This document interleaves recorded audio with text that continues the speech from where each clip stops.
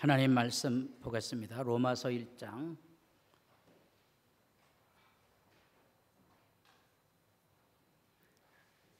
17절입니다. 18절 다 같이 한 목소리로 말씀 보겠습니다. 복음에는 하나님의 의가 나타나서 믿음으로 믿음에 이르게 하나니 기록된 바 오직 의인은 믿음으로 말미암아 살리라 함과 같으니라.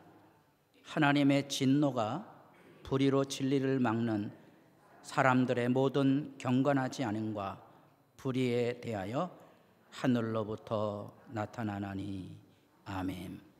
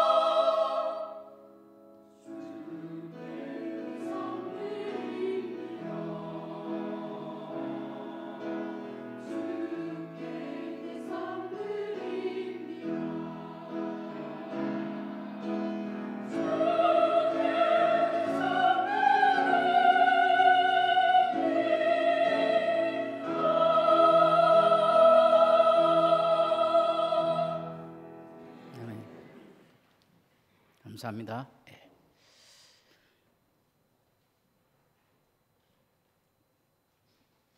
옆에 있는 분들하고 인사를 나눠보겠습니다.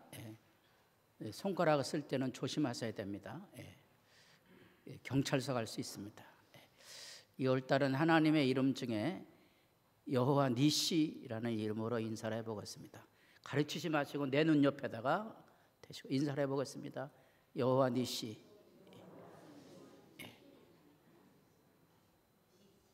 여길 가르치시면 안 돼요. 이건 돌이고요.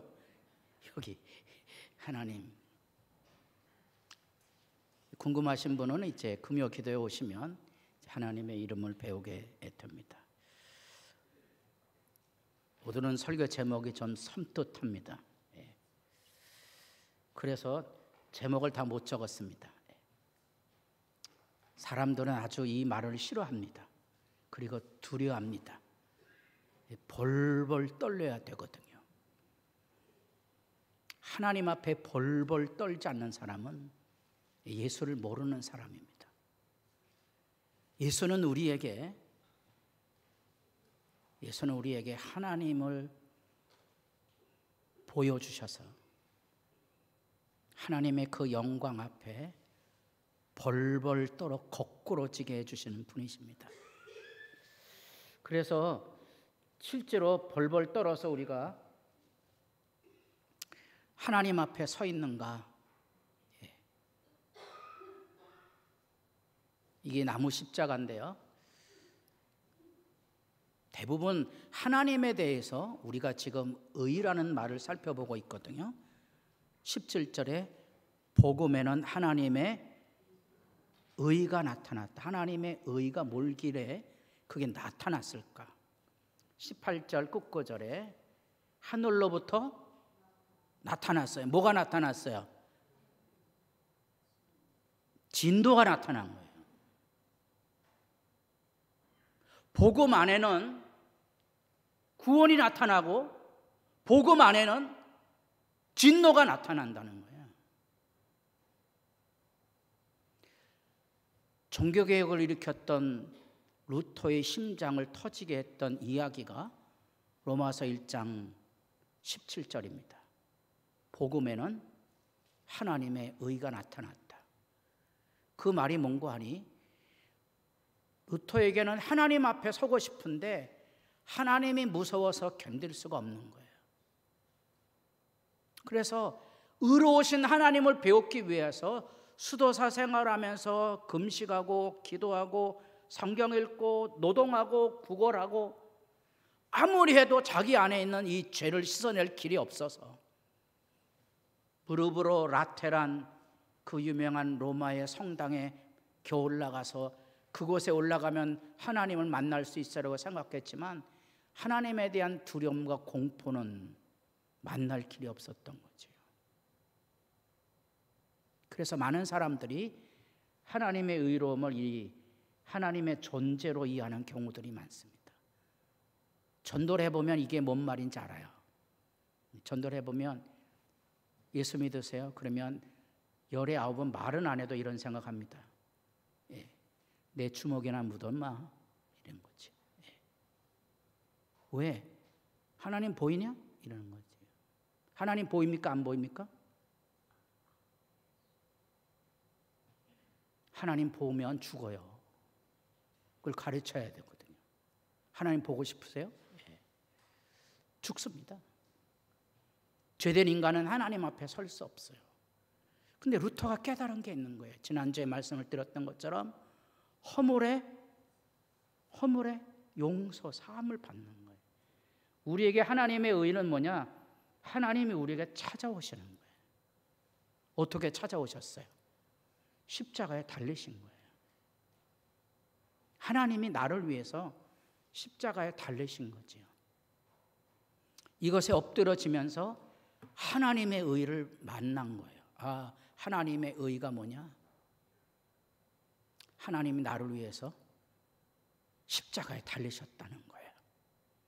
그게 하나님의 의예요. 이 얘기를 듣고 밖으로 뛰쳐나가서 하나님이 내게 오셨다고 증거하지 않는 사람들은 따라해 보겠습니다. 맛이 간 사람들. 힘이 콜라에 김 빠진 사람하고 비슷해요. 그러니까 이 예배가 재미없는 거예요. 왜 재미없죠? 예수가 없는 거예요. 예수가 없어요. 예수가 날 위해 십자가에 선연하게 지신 그 은혜로 내게 오셨는데 내가 그걸 보고도 담담하다. 그렇죠. 그건 뭔가 잘못되어 있는 거죠. 거꾸러질 수밖에 없는 거거든요. 그때 느끼는 하나님에 대한 고백이 하나님이 사랑이시라는 거예요. 하나님이 사랑이시라는 말은 이 십자가 앞에 설 때 비로소 만나는 거예요. 이게 하나님의 의로움이에요. 하나님의 의가 뭐냐? 하나님이 나 같은 죄인을 위하여 십자가에 달리셨다. 저주를 짊어지셨다. 제가 작년에 고아가 됐다 그랬죠. 어머님이 돌아가셨어요. 어머니. 그 이름에 눈물이 나지 않는 사람들은 너무 인생을 험하게 사신 분들이에요. 왜 아버지는 목사님 언급 안 합니까? 아버지는 돌아가신 지가 너무 오래됐어요. 지난번에 이제 추도의 예배를 갔는데 우리 아버님 사진은 아주 30대 쨍쨍한 사진이 있고요. 우리 어머님 이제 돌아가실 때 사진이 있는 거예요. 이게 뭔가 안 되는 거예요. 잘못된 것 같아요. 어머니 사진을 바꾸려고 그랬더니 돈 내야 된대요. 그 사진을 바꾸려면. 여러분에게 어머니는 어떤 분이셨어요? 여러분에게 아버지는 어떤 분이셨어요? 여러분에게 예수님은 어떤 분이셨어요? 여러분에게 아내는 어떤 분이었어요? 여러분에게 자녀는 어떤 존재였나요? 눈물 쏟아집니까? 그게 예수님의 구원의 이야기하는 거예요. 예수님의 구원은 우리로 하여금 우리가 살아있다는 이 삶의 자체 안에 하나님의 사랑이 강수처럼 흘러넘치고 있는 것에 대한 증거예요. 하나님 내게 오셨다. 그게 하나님의 의예요. 그래서 이 하나님의 의는 내가 믿음 안에 있는지는 이제가 나타나게 됩니다. 이렇게 나타납니다. 하나님의 사랑이 내게 왔기 때문에 내가 내 어머니에게도 내 아버지에게도 내 아내에게도 내 자녀에게도 따라해 보겠습니다. 목숨을 드릴 수 있습니다. 그게 사랑의 고백이에요. 이런 날 남편들을 데려오시면 내가 교육을 시킨 텐데 기죽어 지내신 남성들이요. 아내를 위하여 뭐 하자? 죽을 각오를 하며 살자. 받들어 모시며 살자. 그런 거죠. 이제 저도 갈 때가 얼마 안 남았기 때문에 바른 말 얼마든지 할 수 있습니다. 그 여자들에게 말 안 합니까? 여자들은 그런 말 했다가는 욕먹기 때문에 그 말을 제가 참아는 못합니다. 남편들에게 잘하십시오. 이게 믿음이에요. 그러면 여러분들이 믿음이 있는지 없는지가 검증이 되는 거예요. 많은 사람들이 믿음이 있다고 말합니다. 뭔 믿음이 있어요? 뭔 믿음이 있어요? 예수 믿음 있으세요? 그래서 착각하는 것 중에 하나가 뭔고 하니 자기가 믿음이 있다고 생각하는 거예요. 믿음이 이렇게 이웃을 향한 사랑으로 눈물 흘려지지 않으면 믿음은 이미 죽은 거잖아요. 하나님이 여 위에 있다고 생각하는 게 이슬람 종교예요. 하나님은 이름도 부르지 말아야 돼요.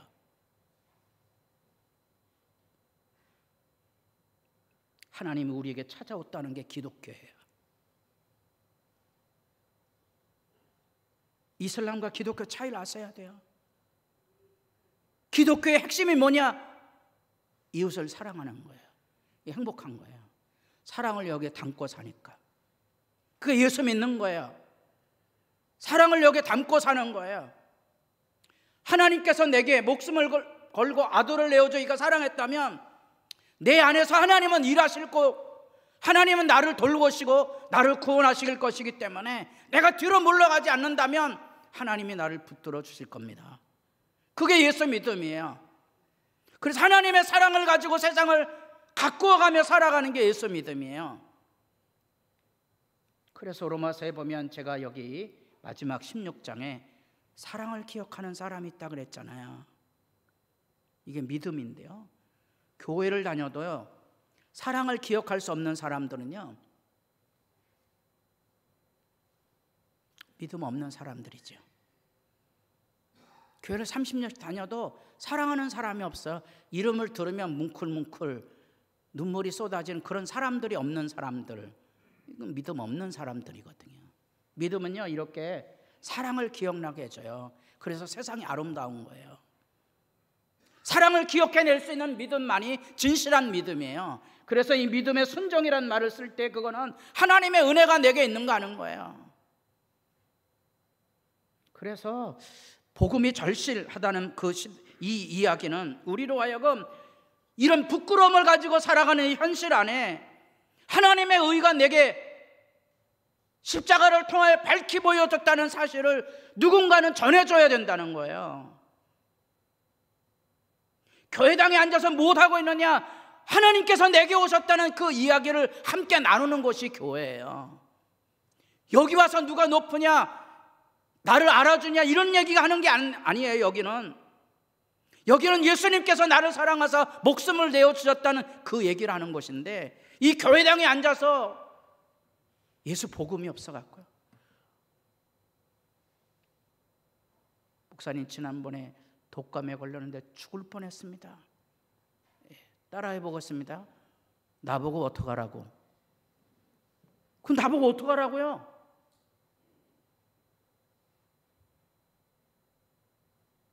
죽을 뻔했는데 왜 안 죽으셨어요? 그러면 또 목사 네 가지 없다 그럴 거 아니겠어요?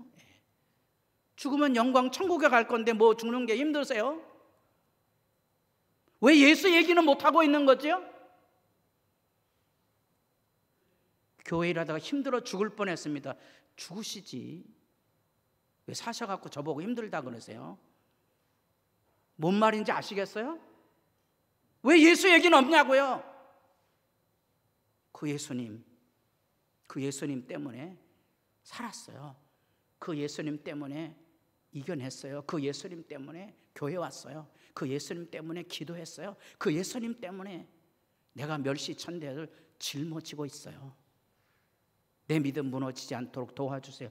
교회당에서 예수 얘기를 할 수 있어야 되는데 사람들이 예수 얘기를 못하고 있는 거예요.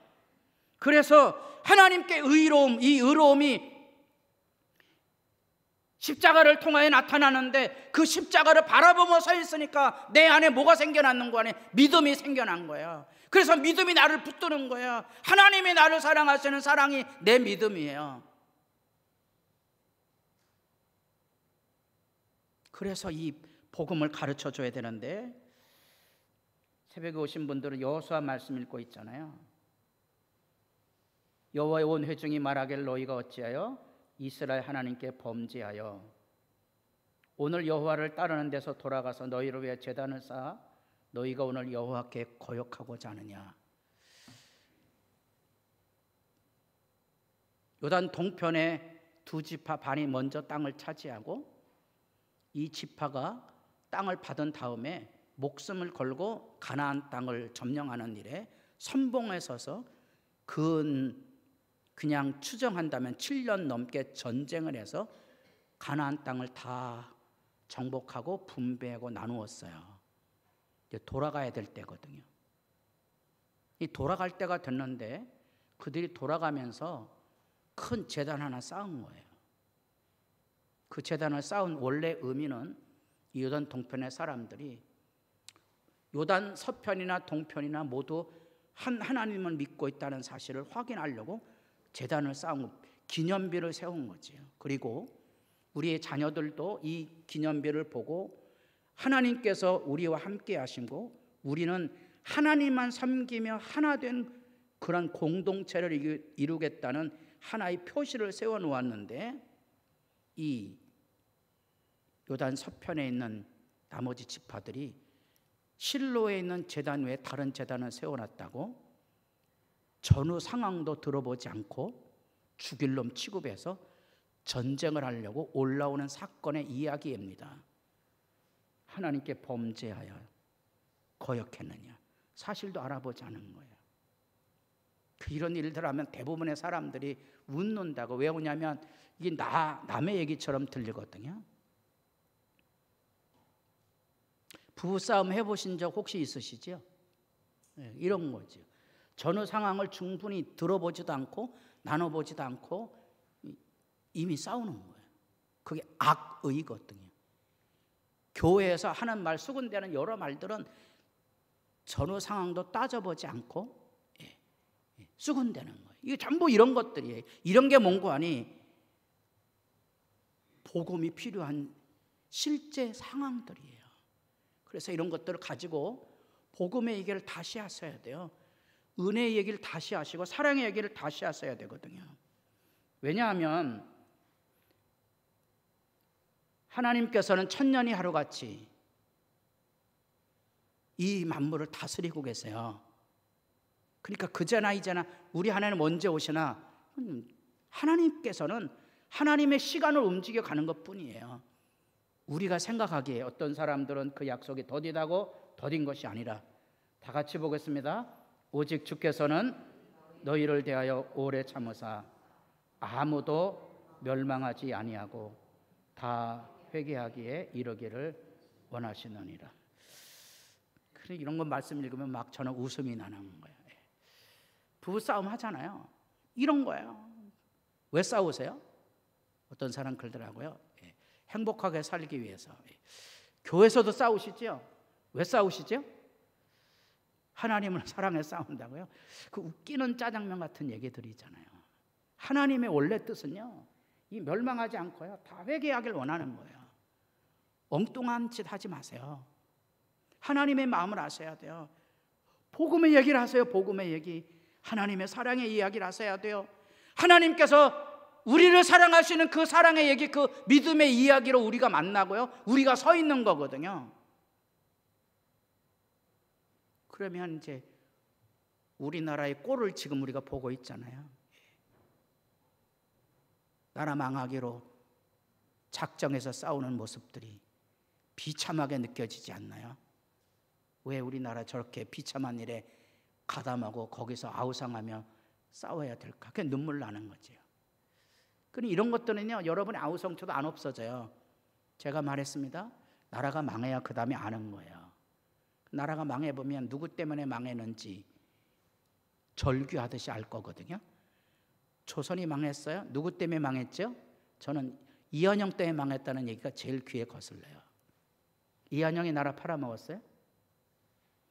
그 웃기는 얘기잖아요.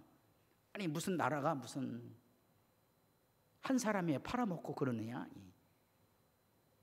이미 고종, 이미 사대부 집안들 나라 팔아먹을 꼴을 만들어 놓은 거잖아요.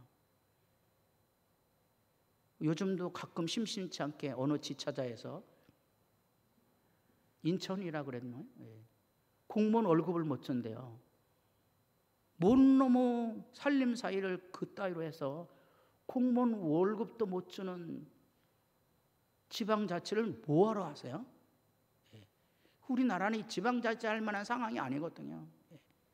여기 학생들 대학 졸업하면 다 서울로 가고 그러니 그건 무슨 지방자치예요? 여기서 해야 지방자치지.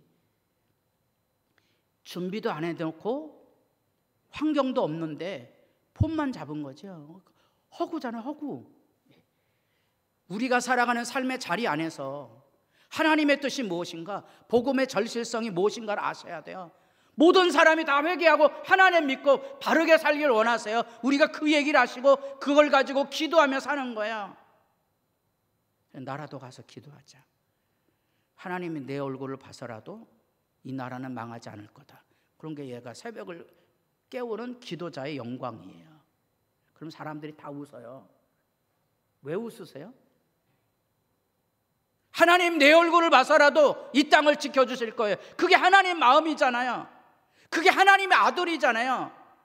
하나님의 아들이 하나님 앞에 살려달라고 그러는데 하나님께서 기도 안 들어주시겠어요? 그게 하나님의 아들로 살아가는 믿음의 당당함이에요. 그 얘기를 우리가 전해줘야 되는데 놀랍지만 현실은 이게 이해되지 않는 거예요. 그래서 진노가 눈앞에 있는데도 사람들이 이것을 받아들이지 않아요. 왜냐하면 제가 18절 말씀은 쉽게 편집을 좀 해봤습니다. 여기 원래 왜냐하면이라는 또는 거기에는 이라는 구절이 있어야 되거든요. 이렇게 번역해 놓으면 성경책이 길어지니까 다 잘라버렸거든요. 잘라버리니까 글을 읽는데 뭘 얘기하는지 이렇게 흐름을 잘 모르는 거예요. 17절이 끝난 거예요. 18절은 제목까지 붙여놨네. 요거는 원래 예배형 성경에는 빼야 돼요. 이게 성경 공부할 때 쓰는 거지. 이게 예배 모든 경건하지 않은가 불이, 이건 제목들을 여기다 붙이는 거 아니잖아요. 이거 안 붙여도 다 알아요. 왜냐하면 혹시 여러분들 성경에 18절 보면 거기에 동그라미 이렇게 있는 거 아세요? 거기 왜 동그라미 있죠? 몰라요? 거기에 문맥이 바뀐다는 거예요. 동그라미도 사실은 빼버려야죠. 여기 이거 있거든요. 이게 있어요. 그 17절하고 18절은 지금 같은 얘기하고 있는 거예요. 17절에는 복음에 하나님의 의가 나타난 얘기고요. 18절에는 뭐가 나타났다고요? 하나님의 진노가 나타난 얘기예요. 진노가 나타나요. 어디로부터? 하늘로부터. 뭐에 대하여? 사람들의 불경건과 불의에 대하여. 곧 불의로 진리를 짓누르는 작태거든요. 파리 올림픽이 일어났을 때 많은 사람들 환호하지만 프랑스 사회를 움직였던 놀라운 사건 하나가 있었습니다. 프랑스의 성자로 알려졌던 피에르라는 신부의 성추문 사건이 고발이 된 거예요. 20여 년쯤 지났는데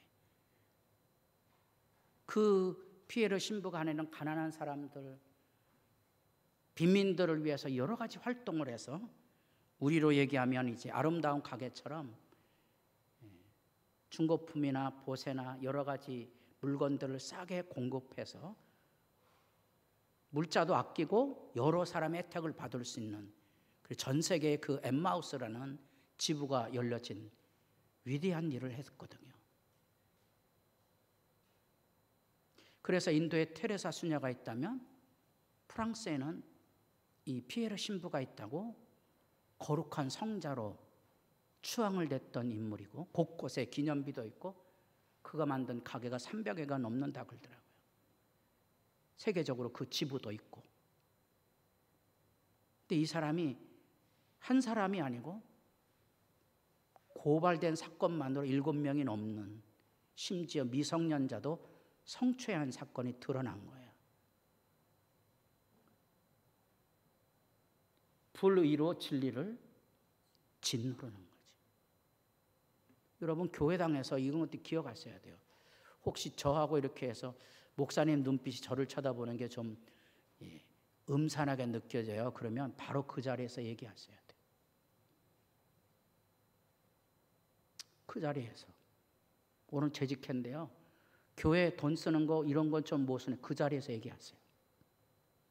얼렁뚱땅 넘어가지 마시고. 왜냐하면 인간의 악의는 이걸 짓누르는 거예요. 그래서 인간이 저지르는 악은 한두 번으로 끝나는 게 아니기 때문에 고발을 빨리 해야 돼요.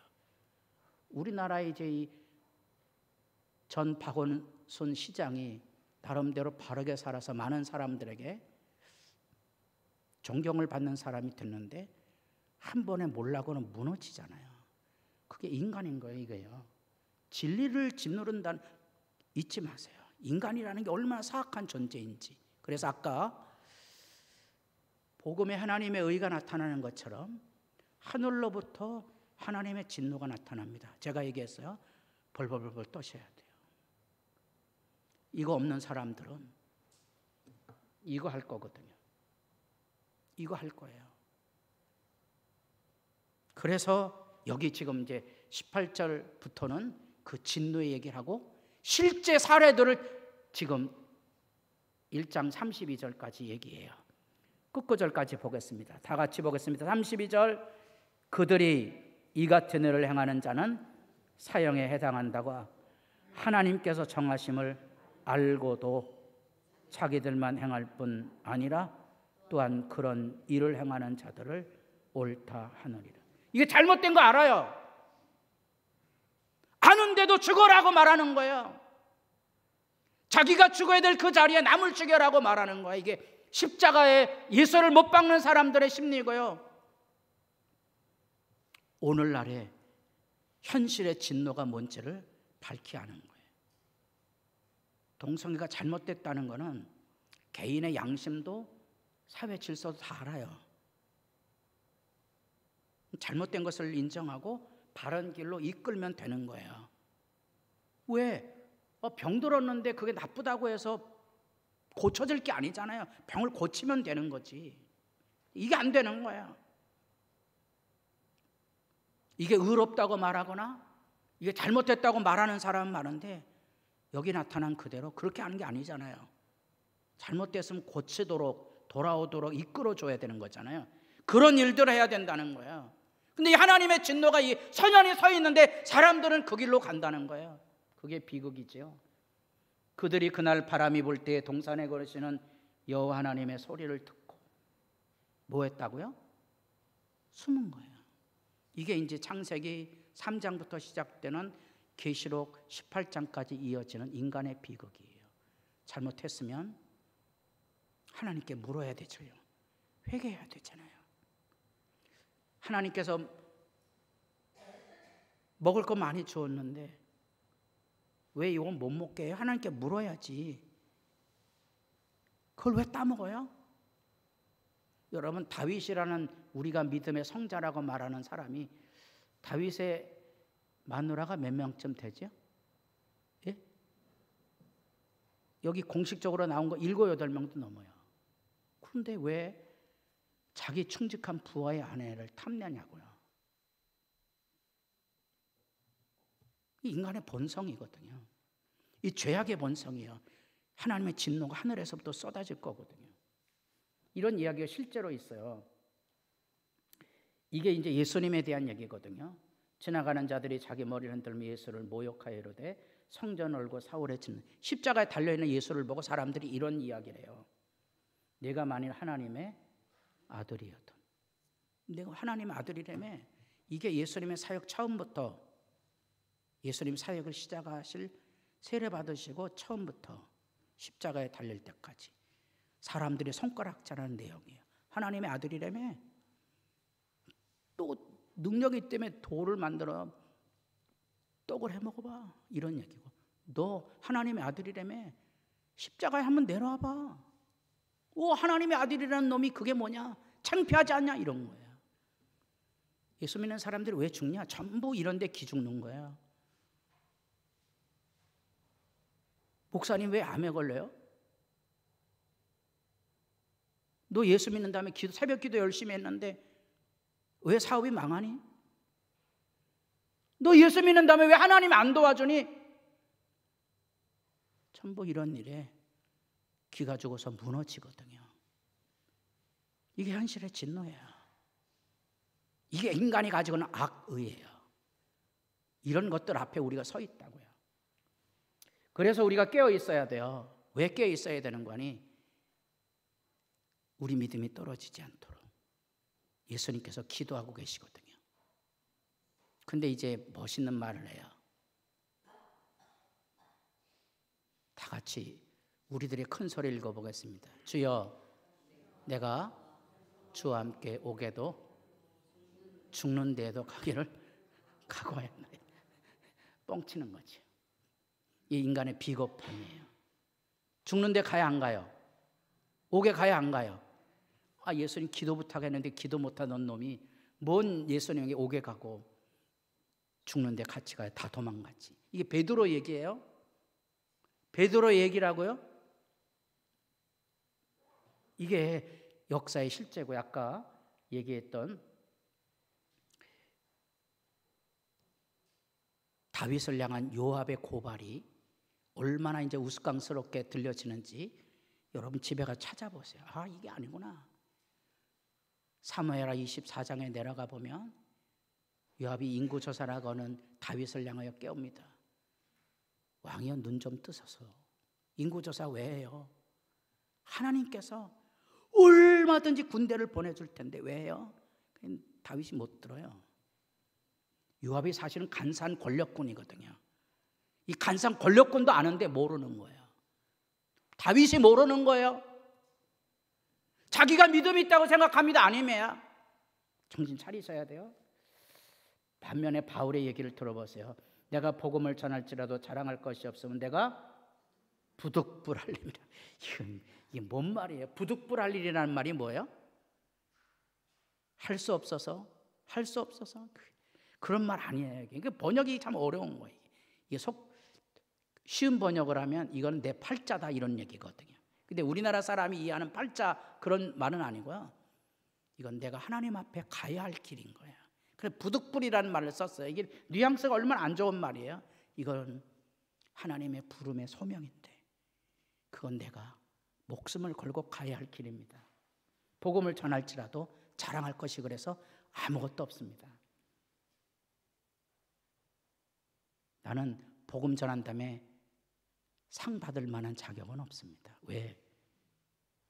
내가 내 열심을 한 게 아니고 하나님이 사명을 주었기 때문에 그런 겁니다. 혹시 여러분들이 삶의 자리 안에 고난과 시련이 어둠이 여전히 깊어서 내일이 보이지 않는 것처럼 보여도 잊지 마세요. 기억하셔야 돼요. 나는 사명을 받았노라. 내가 가야 할 길이 있어요. 어쩌면 나는 남다른 고통과 아픔의 길을 걸어갈 수도 있습니다. 그럼에도 불구하고 사명을 받는 그 길을 가셔야 돼요. 우리가 믿음의 조상을 아브라함이라고 그러죠. 아브라함은 여러분 남방 네게부란 지역에 그의 평생을 헤매고 다녔죠. 거주할 성읍도 없었어요. 히브리서 읽어보면 아브라함이 그 척박한 환경의 땅을 지나면서도 고백 하나 있었어요. 고백이 뭔가니 우리를 위해 예비하신 하나님의 나라가 있다는 걸 믿고 기다렸던 거예요. 아브라함의 약속의 자손이 바다 모래같이 번성할 거라 그랬죠. 아브라함에게 아들 얼마 줬죠? 예? 바다 모래같이 줬죠? 예, 달랑 하나입니다. 달랑 하나. 그거 한 번은 번제를 드릴 뻔했어요. 그 달랑 하나 안에 뭘 본 거죠? 바다의 모래같이 번성할 것을 본 거예요. 여러분, 믿음의 길을 걸어가면서 무너지지 마세요. 현실이 힘들고 어려워도 무너지지 마세요. 두 가지가 나타납니다. 복음에는 하나님의 능력이 나타났어요. 우리를 사랑하시는 사랑의 이야기가 거기에 있어요. 예수님 십자가에 달리셨거든요. 하나는 하나님의 진노가 나타납니다. 하늘로부터 바짓가랑이 벌벌벌 떨리도록. 기억하세요. 기억하셔야 돼요. 그게 우리가 걸어가야 하는 믿음의 길입니다. 기도드리겠습니다.